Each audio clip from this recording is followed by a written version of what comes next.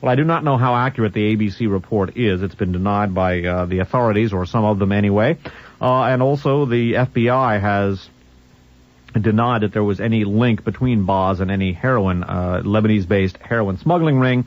I note, though, the initial speculation in this regard, because in Radio Free America number 35, we saw graphically illustrated the relationship between the Lebanese drug trade, and in particular the drugs coming out of the Bekaa Valley in Syria, marketed through or transported through, or the Bekaa Valley in Lebanon, rather, controlled by the Syrians, and one of the generating points for the Middle Eastern drug traffic, the connections between the Bekaa Valley drug traffic, the Syrian government, elements of the Palestinian national movement, the fascist third position, and last but most assuredly not least, elements of our own national security establishment, such as the forces grouped around Oliver North during the Iran-Contra scandal.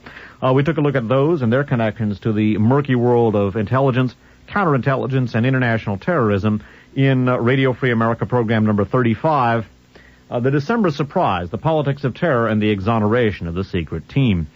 We also took a look at the connecting links between elements of our own national security establishment and Middle Eastern terrorism manifesting itself right here in the United States in an addendum to Radio Free America program number 38, The Terror Connection, Part 3, dealing with the World Trade Center bombing and U.S. intelligence connections to Sheikh Rahman. By the way, I apologize again to newer listeners for the speed with which I'm going through much of this supplemental discussion, but that is why the archive shows are critical. There's simply no way that I can recapitulate the hours and hours and hours of supporting documentation for the arguments that I'm setting forth. So again, note the allegations denied hotly that Boz was connected with a Lebanese drug ring. That is a pattern we've seen in the past connected with terrorism that was aided and abetted by some elements of our own national security establishment. Note, too, the report also denied that from ABC News that Boz was part of a terrorist group. We'll see if there turns out to be anything more to those stories or whether the denials hold up under investigation and scrutiny. I would note, too, that the sentiments that are running so high right now, certainly on both the Palestinian and Israeli sides, emotions are extremely bitter, and this will not facilitate the Middle East peace process. I would note, too, that the more extreme elements in the Middle Eastern situation, the most violent, the most militant, and the most polarized elements, have historical links going back to the forces of fascism during World War II.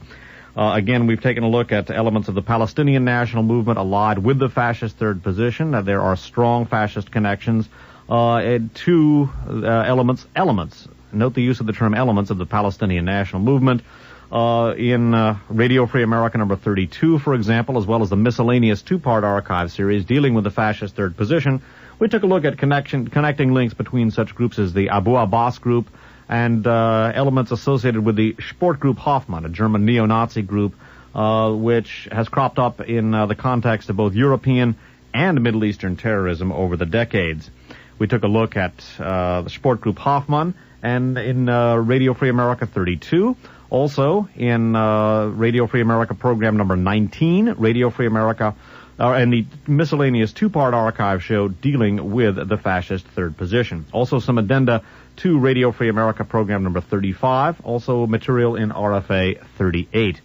I would note that the fascist third position has, as I said, strong operational links and connections which join elements of Middle Eastern terrorism with European neo-fascists and also extreme left-wing terrorists in Europe.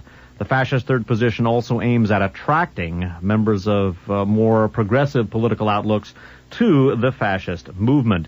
Some of the heroes of the fascist third position are Louis Farrakhan of the Nation of Islam, Muammar Gaddafi, the Ayatollah Khomeini, as well as Mao and Hitler. There are also very strong connecting links between the fascist third position and the P2 Lodge of former SS officer Licio Gelli. That institution represented, in effect, a crypto-fascist government of Italy. It has very strong connections to elements of our own national security establishment, including and especially the Reagan-Bush-Oliver North connections of, or elements of our national security establishment. Note, again, the similarity in the rhetoric between Shmuel HaKohen, an associate of Meir Kahane, whose organization and the related elements are the successors to the explicitly fascist element of the Zionist movement.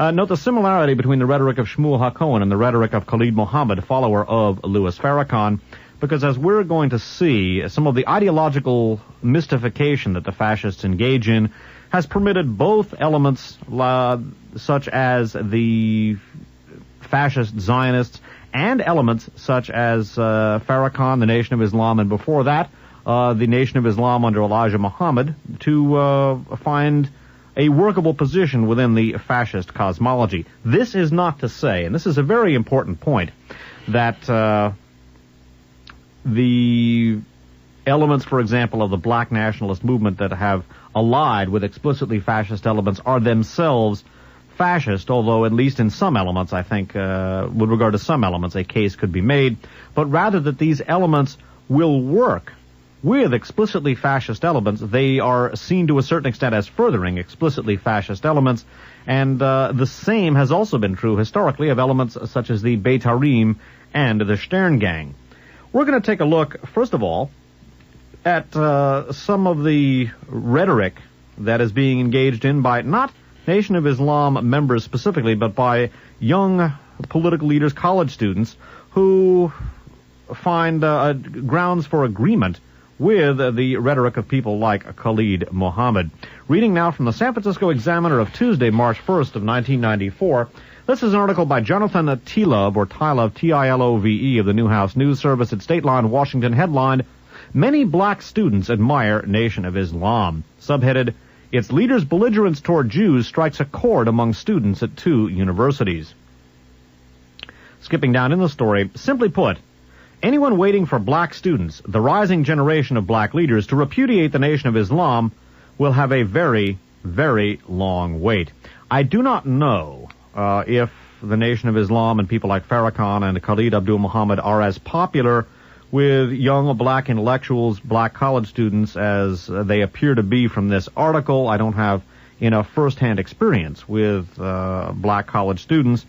But if the perception expressed here, and again I'll repeat this sentence, simply put, anyone waiting for black students, the rising generation of black leaders, to repudiate the Nation of Islam will have a very, very long wait.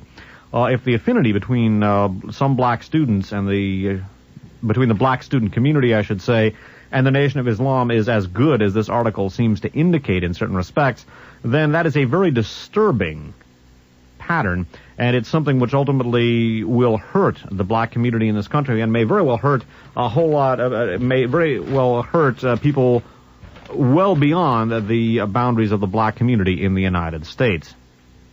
Skipping down into this particular story, we're going to see a quote now from a fellow named Malik Zulu Shabazz, a Howard University student who invited Muhammad to address a group of students at Howard University. Quote, "This is an aggressive, hardcore generation, and we want an aggressive, hardcore message," unquote, said Malik Zulu Shabazz, the Howard University student who brought the charismatic Muhammad before an overflow crowd of more than 1,000 last week. It was a crowd that was all the more zealous in its enthusiasm because of the criticism that Muhammad has endured, criticism that has made him, in the words of the posters plastered on the Howard campus, quote, "the man the enemy is afraid of, the man repudiated by Negro leaders," unquote. Skipping down, Shabazz obviously revels in assigning Jews special responsibility for the oppression of blacks. While even Farrakhan condemned what he called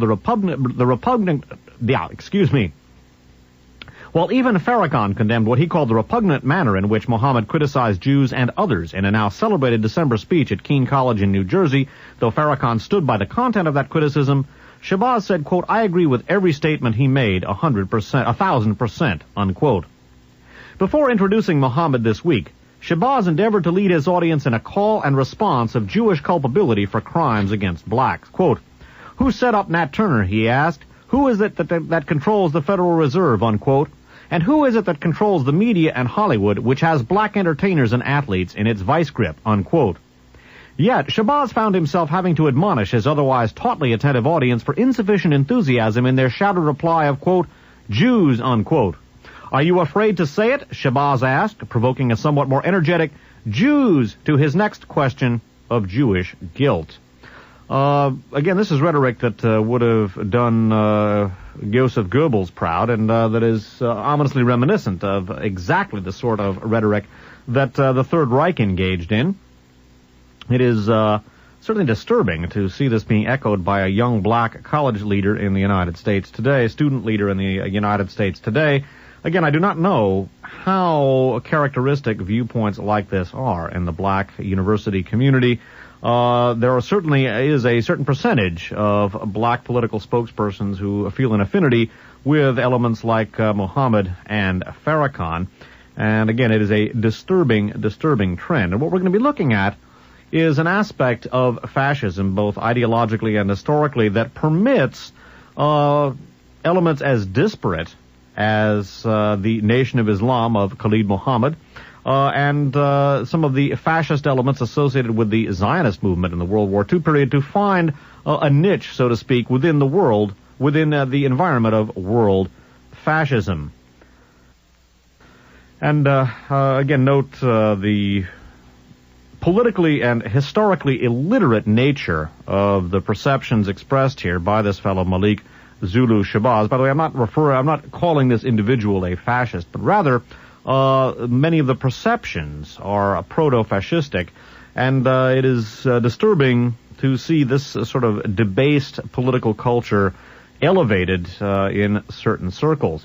I also wonder about the role of the media in elevating a Louis Farrakhan or a Khalid Abdul Muhammad, given all of the intelligent and relevant black political science in the United States. One wonders why the media continue to focus to the extent that they do on a Khalid Muhammad and a Louis Farrakhan, and to elevate them as black spokespersons when both are, frankly, politically and historically illiterate. The notion of Jews, American or otherwise, being responsible for the historical problems of people of African extraction in America gets an A for originality, and that's just about it. I would also note that historically in the United States, both the black and Jewish communities have been two of the pillars of the progressive political community, and that historically cooperation between the two has had much to do with forming some of the more meaningful political coalitions in the last 30 years. For what it's worth, and by the way, one sees a great deal of the Jewish banking and political conspiracy line of thinking, not just or even primarily in the Afro-American community. One sees a great deal of it, and a growing amount of it, in the Caucasian political circles as well. In particular, the Birch elements have been, and elements associated with the Liberty Lobby have been quite successful in perpetrating the Jewish banking conspiracy theory and aligning the old protocols of the Elders of Zion with the Federal Reserve System and other contemporary political fantasies. One of the interesting aspects of this sort of bogus political science is that America does actually have one particular ethnic group or religious group which is disproportionately represented in the corridors of power. There's a lot of big Catholic money in the United States, too, but the American ruling class, for what it's worth, is Episcopalian. The Episcopal Church is, to a large extent, the American wing or the Americanized wing of the old Anglican Church. There's a very good book called The Power of Their Glory. It's by a husband and wife team. I'll have to perhaps produce that in the next several weeks. Their last name is L. Both of the husband and wife's last name is L. I've forgotten their name offhand, but it deals with the Episcopalian ruling class in this country. If you want to see what ethnic group makes up the American ruling class, George Bush, folks, is it. He's Episcopalian, and the degree to which the Episcopalian elite in this country controls the reins of power would shock even some relatively savvy observers. There certainly are other political forces that wield great influence, but it's funny, one never hears about the Episcopalian conspiracy in this country, and yet the American ruling class is still, even several hundred years after, or a couple of hundred years plus after the American Revolution, solidly Episcopalian. But one does not hear about the Episcopalian conspiracy, quote unquote. Indeed, I would refer to it perhaps as an oligarchy rather than a conspiracy in that sense. What we're going to do now is take a look at some aspects of fascism which permit, as I've said, the unification in the same political landscape of elements like the fascist Zionists with elements that are now manifesting themselves in the form of the Nation of Islam, Farrakhan, Khalid Muhammad, etc. We're going to turn now to a book called Fascism Today, subtitled A World Survey. That book is co-authored by Angelo Del Boca, D-E-L-B-O-C-A, and Mario Giovanna, Giovanna. These two gentlemen are, of course, Italian. A little bit about the authors. By the way, the book was copyright 1969 and published in hardcover by Pantheon Books, a division of Random House. About the authors, Angelo Del Boca and Mario Giovanna are noted Italian journalists and writers. As special correspondent for Gazzetta del Popolo of Turin from 1948 to 1967, Mr. Del Boca visited many countries, specializing particularly in problems of Africa and the Third World. He is the author of many books and is currently preparing a volume on the daily press throughout the world. Mr. Giovanna is now editor of the political weekly Mondo Nuovo, consulting editor in history for a publishing house, and a regional and national leader in the Italian Socialist Party of Proletarian Unity. And in this book, Fascism Today, A World Survey, there is an analysis of a very important aspect of fascism that in many ways is the foundational element for the line of inquiry that we're conducting at this time. One of the things that fascist ideology has been able to do quite successfully is to mystify and to obfuscate the ideological boundaries between conflicting political philosophies. In many ways, fascism reduced itself to what the authors quite accurately term absolute empiricism. And the reduction to this empiricism of fascist ideology has permitted many disparate elements which were not only opposed to each other, or which one would suppose would be opposed to each other, but in fact opposed to fascism. This ideological mystification, this ideological obfuscation, this blurring of the boundaries between political polarities has permitted some elements that by all rights should be opposed to fascism to collaborate with the forces of fascism. The authors describe this political mystification, this political obfuscation, this blurring of the boundary lines between politically polarized and opposite points of view as follows. This is a very important passage because this book was translated from the Italian. It is not necessarily the easiest passage to understand. Well, it's very complex, a relatively complex passage, I should say. The authors write, amid all the paraphernalia of Nazi and fascist doctrines and programs, and precisely because each one of them exhausted itself in proclaiming principles and lived on an absolute empiricism, we often come across certain postulates which were calculated to satisfy the most disparate demands. The whole was bundled together or left in the liquid state so that anyone could extract a twig or take a sip and believe that he had discovered the truth. Again, this last sentence.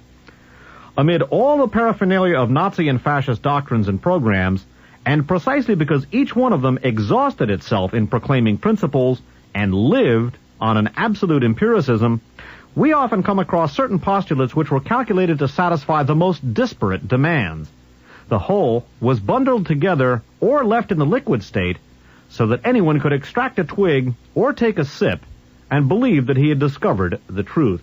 And as we'll see, quite a few disparate elements have extracted that twig or taken that sip. Continuing. The pagan myths of the vitality of the race and the supremacy of brute force went side by side with claims to be the saviors of the integrity of Western Christian traditions. Revolutionary aspirations shot through with muddled socialistic ideals were grafted onto the cult of tribal traditions and an accentuated nationalistic individualism. Anti-capitalism went arm in arm with a negation of the class struggle.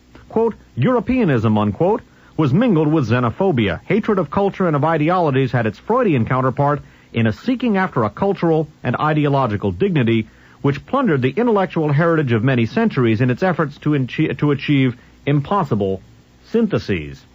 In addition to the ideological obfuscation here, the ideological mystification, another political and historical trend or element which permitted the fascist powers of World War II to attract some disparate elements, as the authors have termed them, to the fascist movement, concerned their manipulation of certain anti-colonial and nationalistic forces. Among the subplots, I guess one could say, or among the struggles that were occurring during the course of World War II were the struggles between the German Empire and the British and French empires. And in order to facilitate their conquest of the colonial territories that were held by Great Britain and to a lesser extent France, the Third Reich, as well as the Italian fascists and also the Japanese fascists, were able to form political alliances with anti-colonial and nationalist groups in some of the territories that were British and French colonies prior to and during World War II. The exploitation, the utilization of anti-colonialist forces in various territories that were colonial holdings of some of their international rivals and their enemies, such as Britain and France, permitted the fascist powers to form a number of interesting political alliances, and the successors to some of the alliances that are going to be discussed here are very much on the scene today. And some of the Nazi-linked elements of the Palestinian national movement, again, a very disparate movement, but some of whose most militant members have ongoing connections to fascism. We've talked about that in numerous archive shows, including Radio Free America 22, the miscellaneous two-part archive series dealing with the fascist third position. Continuing now with Fascism Today by Del Boca and Giovanna. In the glittering heyday of their fame, Germany and Italy contrived to harness the national and nationalistic movements of the Arab world to the policies of Nazism and fascism, just as they had sought to influence similar trends in South America. Ahmed Hussein and his Egyptian, quote, green shirts, unquote, of the Young Egypt Party, Fatih, F-A-T-H-I, Radouan, R-A-D-O-U-A-N, and Nur Eddine Taraf, T-A-R-R-I-F, the leaders of the new National Party, got into touch with the Nazis. The Grand Mufti of Jerusalem, Amin al-Hussein, entered into relations at first clandestine and, for reasons of prudence, purely formal with Mussolini's government, with the utmost caution and taking care not to compromise themselves in their public utterances. The leaders of the Tunisian and Algerian liberation movements weighed the advantages of accepting the help of the two regimes in their struggle against French colonialism. Such approaches were not unnatural, and only in the case of the Egyptians and the Mufti did they assume the proportions of a definite alignment with Nazi-fascist policies, whereas for the other groups they never got beyond the stage of sporadic contacts which did not assume the character of an open political alliance. The middle class and the military men who controlled the Arab nationalistic organizations were anti-British owing to the nature of their claims, but this tactical necessity was supplemented by a definite leaning towards the methods and principles of National Socialism, the teachings of which were put to good use by Egyptian officers and were destined to leave a lasting mark. In the radical wing of the Indian nationalist movement, too, the attractions of Nazism and fascism induced the deputy Chandra Subhas Bose to secede from the Congress Party in 1943 and become the head of a government in exile at Singapore and the commander of a, quote, national army, unquote. Anti-Semitism naturally played an important part in these sympathies of the Arab world for the Nazis and fascists. Arab nationalism welcomed the theory of a worldwide Jewish conspiracy against the nations, not so much because it fitted into the general anti-communist scheme, but rather because it was the quintessence of the spirit of the anti-Jewish crusade, which certain elements made the keystone of their campaign to mobilize the masses in the religious field in keeping with the program of the, quote, Muslim Brotherhood, unquote. Similarly, the racial motive was undoubtedly a dominating factor in the popularity which Hitler and National Socialism achieved among certain sectors of the ruling class in South Africa. For 20 years past, the Afrikaners, descendants of the Boer colonizers, had been using the Bible as the gospel of a nationalism and radicalism which to Rosenberg seemed to be the quintessence of his own theories. That's Alfred Rosenberg, head of the Nazi Ostministerium. From the distant extremity of the Dark Continent, they applauded the exploits of the Nazis, who had formulated doctrines which would serve to justify, from a legal point of view as well, the discriminatory measures against the Negroes in the Union. By the way, the historical relationship between the Broederbond, the dominant ruling group for decades within South Africa, and the German Nazi Party, that is covered in an archive show, a miscellaneous archive show called South Africa, the Third Reich, and the Bomb. Continuing. From the distant extremity of the Dark Continent, that is to say the Afrikaners, they applauded the exploits of the Nazis, who had formulated doctrines which would serve to justify, from a legal point of view as well, the discriminatory measures against the Negroes in the Union. For them, Hitler was a symbol of the, quote, leader, unquote, whose coming, according to their own interpretation of biblical prophecies, had been foretold. A leader who would redeem the world in accordance with the theory of the, quote, chosen people. Now, I would note this notion of a leader, a Führer, redeeming the, quote, chosen people is an aspect of militant ideology and theology which is common not only to the Third Reich but also to the Afrikaner fascists, as indicated here. It is also common to elements of militant Islam, such as the Nation of Islam in the United States, and also Islamic fundamentalists in countries such as Iran and Algeria. And I would also note that that same notion of a leader leading the chosen people to their destiny is also held by the more militant elements of the Zionist movement as well. Continuing, the Afrikaners believed that they were an integral part of this chosen people. They accordingly misused their power over the colored races, at the same time pocketing the enormous profits made by exploiting the native laborers for the benefit of the white minority in the country, while the condition of the laborers themselves was practically one of slavery. So again, note the relative success that the fascist powers of Europe enjoyed with certain elements which sought freedom from their colonial empire. The Afrikaners, of course, were struggling for independence from Great Britain. South Africa was a British colony. Egypt was also a British colony. Algeria, of course, was a French colony.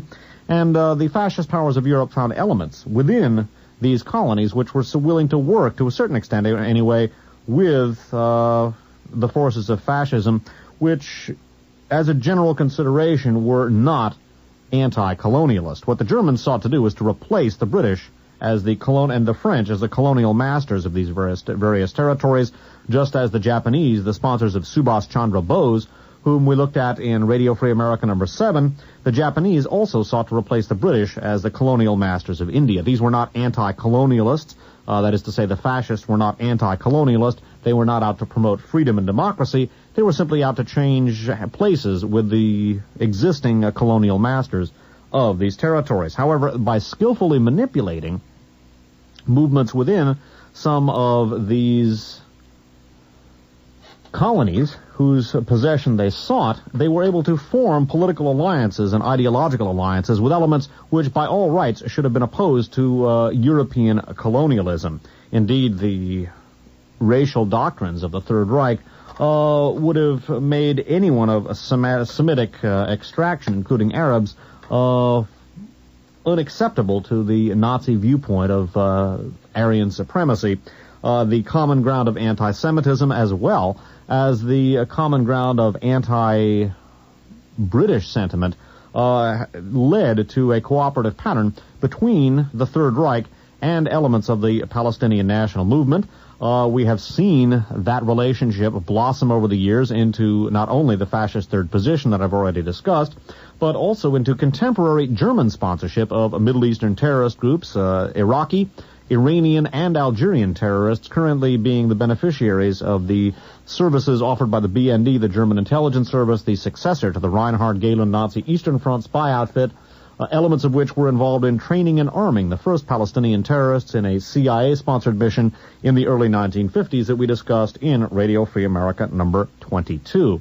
Now, I would note that Palestine was a British colony, and just as the Nazis were able to form some political alliances with people like Haj Amin al-Husseini, the self-proclaimed Grand Mufti of Jerusalem, who later became a major in the SS, so too the fascist powers of Europe were able to form political alliances with elements of the Zionist movement as well.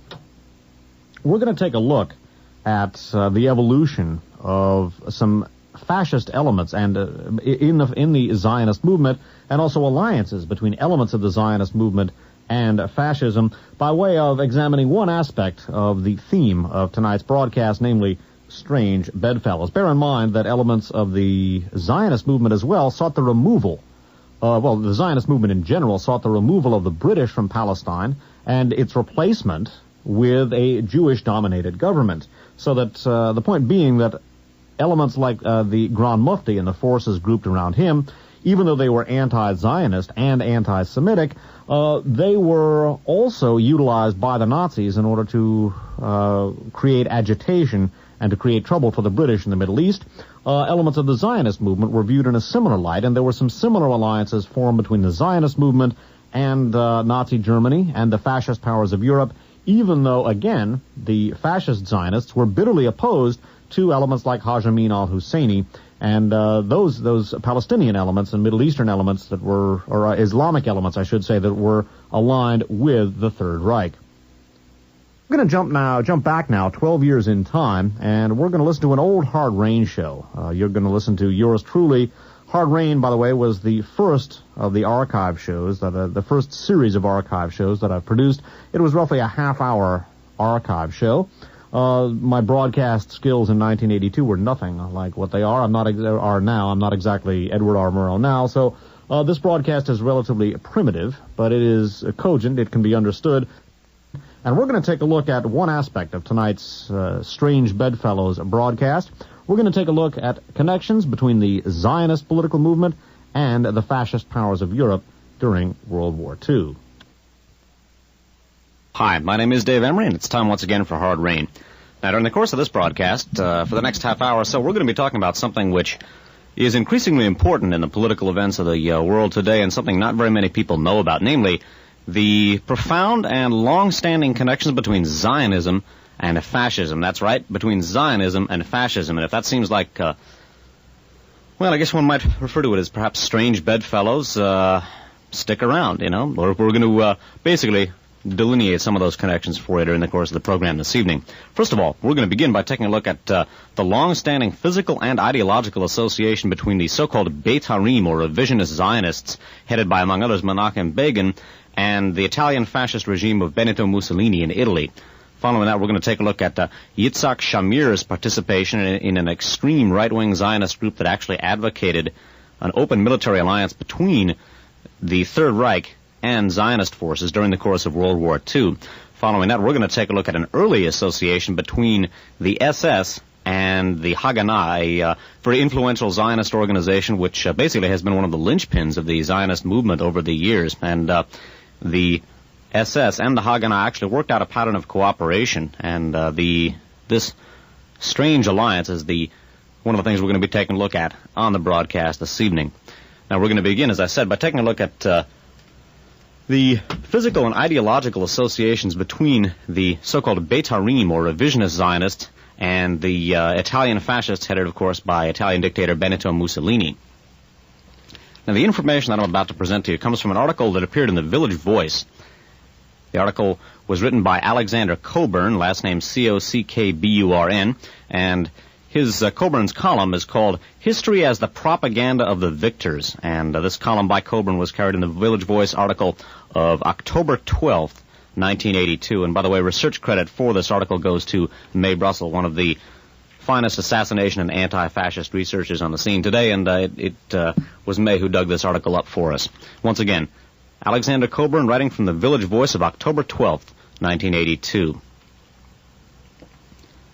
For one of his recent reports from Israel for the New York Times, David Shipler interviewed the excellent Israeli journalist Amos Elon, last name E-L-O-N, and quoted Elon as referring to the Jewish face of fascism, unquote. Even tucked away at the end of the article, the use of the phrase was striking and brought to mind at once an uproar in August, when I quoted here a famous letter to the New York Times signed by Albert Einstein, Hannah Arendt, and others, protesting Begin's trip to the United States in 1948 and calling him and his party fascist. I was accused by Saul Stern of fascist baiting in these pages for citing the letter. So lest I be accused one day of shirking response to this charge, let us consider the background of the letter signed by Einstein et al. The ideology of Begin, his associates in the 1930s and thereafter, and the bulk of the revisionist movement within Zionism is a murky business. Until 1977, Begin was generally regarded as being on the lunatic fringe of Zionism, and after that date, he was rapidly liberated via Camp David and the Nobel Prize from the distasteful political and philosophical vestments of an earlier time. Einstein's attacks on Begin's fascism did not start in 1948, nor was it a matter of a woolly-minded physicist being recruited to revile Begin without any awareness of internal Zionist affairs. Einstein, himself a moderate Zionist, had been attacking revisionism, i.e. the movement which Begin now leads and which has always been the most militaristic and rightist element in Zionism, at least as far back as 1935. Why? A moderate Zionist like Einstein could, in 1935, point to the following characteristics of the revisionists. Now, I'm going to sum up the basics of this before proceeding with Coburn's text here, so you get some idea of just what Coburn is talking about before we get into it, because there's a lot of information presented here, and lest some of it go by you, I'd like to give you basically two chances to pick this up. Now, basically, the Betarim, spelled B-E-T-A-R-I-M, or the revisionist Zionists, were an explicit fascist wing in the Zionist movement, that is to say, the international movement to get all of the Jews, or most Jews, to return to their biblical homeland of Palestine. Okay? Now, basically, the Betarim, or revisionist Zionists, represented a fascist element within the Zionist movement, and among the things they did, they basically wore brown shirt uniforms. They associated, and in fact took military training from Mussolini's naval cadets. Basically, they had a training school set up in Italy under the auspices of Il Duce, and basically they received military training at this school. They were reviewed by Mussolini himself, and they gave the fascist salute. They sang the Italian fascist anthem, and their leader, a fellow by the name of Jabotinsky at that time, made it very clear that they were doing this because they felt at a strong affinity with the organization. They did not associate with Mussolini's fascists out of any felt sense of, basically because they felt obliged to in any way. They associated with Mussolini because they enjoyed his political views, and they felt to themselves to be affiliated with those kinds of views. And it's interesting that the Betarim basically saw Zionism as the embodiment of the inherent superiority, what they felt to be the inherent superiority of light-skinned peoples over dark-skinned peoples. In other words, they saw the rise to power, one might say, of the Jews in the Middle East as basically a manifestation of some form of racial superiority. They were particularly supportive of Mussolini's invasion of Ethiopia, which they saw as a similar sort of phenomenon. In other words, they saw the Italians conquering the Ethiopians as a manifestation of the racial doctrine which they believed in, which was, as I said, explicitly racist and explicitly fascist. And it's worth noting, too, that the Betarim did not work against the anti-Semitic regime of Poland. Rather, they encouraged Jews to travel to the Middle East. So keep in mind all the things I just mentioned. I'm going to read the actual text in which Coburn presents this information. Now, bear in mind that Coburn's information, in turn, comes from an article, a letter, I should say, written to the New York Times by Albert Einstein, among others, in 1948. Continuing here with Coburn's accounting of the fascist wing within the Zionist movement, that is to say, the Betarim. Coburn writes, a moderate Zionist like Einstein could in 1935 point to the following characteristics of the revisionists. They had brown shirt uniforms. They had a naval training school in Civitavecchia from 1934 to 1937 set up by Mussolini. In 1936, revisionist cadets, known as Betarim, were reviewed by Il Duce himself. The March 1936 issue of L'Idea Sionistica describes the ceremonies inaugurating the new headquarters. The Betarim commander ordered the triple chant, Viva l'Italia, Viva il Re, and Viva il Duce. In other words, long live Italy, long live the King, long live il Duce, Mussolini. After which the Betarim lustily sang the Italian fascist anthem. The revisionist leader, Vladimir Jabotinsky, deliberately stressed that it had not been necessary to have the school in Mussolini's Italy, where they were trained by the black shirts. It had been a matter of choice. Einstein, or any well-informed political person, could have quoted the financial director of the revisionist movement, Wolfgang von Wiesel, last name Vonweisl, a good friend of Begin, as saying, as reported by a London Zionist paper, World Jewry, for June 12, 1936, that, quote, although opinions among the revisionists varied, in general they sympathized with fascism. He personally was a supporter of fascism, and he rejoiced at the victory of fascist Italy in Abyssinia as a triumph of the white races against the black. Where was Begin in all of this? Begin was the fire eater of the revisionists, one of the most militarist-minded. Jabotinsky found his ranting to be, quote, the useless screeching of a door, unquote. In 1939, Begin became head of the Polish Betar. The revisionist Irgun was being trained in Poland at Zakopane by the anti-Semitic Polish army in explosives, underground methods, and so forth. In return for this instruction, revisionists told the Jews of Poland not to struggle against the anti-Semitic regime, but to pack up and leave for Palestine. Of course, the overwhelming majority rejected. Begin escaped from Warsaw in September of 1939 in the company of his close friend Nathan Yellin Moore, last name Yellin-Mor, editor of one of the revisionists' Warsaw newspapers. Fleeing to Lithuania, Begin was imprisoned by the Soviet secret police, sent to Siberia, and only reached Palestine in 1942. Yelin Mor arrived well before Begin and joined the so-called Stern Gang, unquote, a split-off from the Irgun. The Irgun, by the way, was a underground paramilitary organization conducting, paramilitary or terrorist activities, depending on your ideological orientation, on which side you were on, in Palestine before, during, and after World War II. Continuing here with Coburn's account, in 1941, Begin was one of the couriers for the Stern Gang's proposal for a wartime alliance with Hitler's Germany, portions of which follow. The following document was found after the war in the files of the German embassy in Ankara, and is quoted in full in German in David Yisraeli's Hebrew Ph.D. thesis, The Palestine Problem in German Politics, 1889 to 1945. It is quoted and discussed against the context of the entire period in Lenny Brenner's forthcoming Zionism in the Age of the Dictators. The German memorandum on the document is dated January 11th, 1941. At this point, Avraham Stern called his movement the Real Irgun Zwei Leumi, or National Military Organization, abbreviated NMO.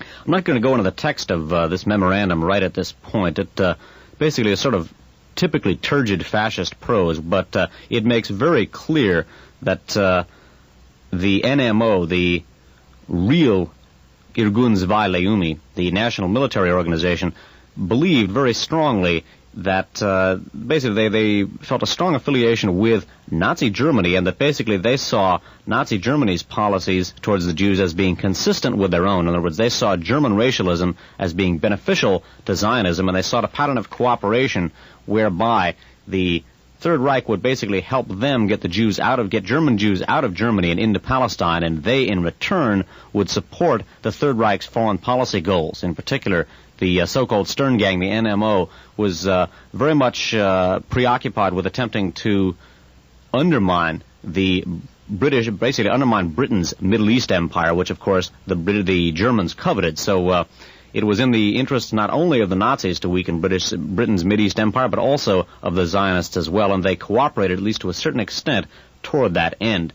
Now, Coburn here mentions that the actual military alliance between the Stern Gang and the Third Reich never actually took place, but we're going to take a look at an actual working link between the SS and the Haganah, one of the most important Zionist organizations, here in a minute. Now, after the section of Coburn's column in which he quotes the memorandum detailing a pattern of cooperation, or a proposed pattern of political and military cooperation between the Irgun, the NMO, and Nazi Germany, basically Coburn goes on to describe not only Begin's continued fascist activities on behalf of Zionism, but very significantly the presence in this Stern group, this NMO group, which advocated an alliance between Zionism and the Third Reich, of Yitzhak Shamir. Now, Yitzhak Shamir is currently the Israeli foreign minister, and he too has fascist origins, as Coburn writes in his column. By the time Begin arrived in Palestine, the notion of such an alliance with the Nazis was obviously horrifyingly ludicrous. Instead of joining his friend Yelin Mor at the Stern Gang, Begin went into the Irgun, the main revisionist military organization. But it is to be emphasized that Avram Stern and Yelin Mor were not alone in proposing this alliance, that is to say, interrupting Coburn's text here, that is the alliance between Zionism and Nazi Germany. The triumvirate which took over Stern's group after he was shot by the British in 1942 consisted of Yelin Mor, along with Yitzhak Shamir, the present foreign minister of Israel, and Israel Shaib Eldad, last name Scheib-Eldad, a prominent leader today of the extreme right Tehiva party, which recently became part of the Begin coalition with Yuval Ne'eman. See Israel's Real Strategy in the 80s. That, by the way, from Annals of the Age of Reagan, the Village Voice issue of July 27th. Continuing here with Coburn's text. Is it fascist baiting to cite this background? In my view, no. Let's remain agnostic about Sharon, but Israel today is not a fascist state. In distinction to the tyrannies which surrounded Israel as a democracy for Jews and a dictatorship over Arabs, using repressive legal apparatus taken over from the British. On the other hand, the revisionist in the 1930s admired fascism in Italy. Even Jabotinsky, more cautious than his maximalist lieutenants, still apologized for it.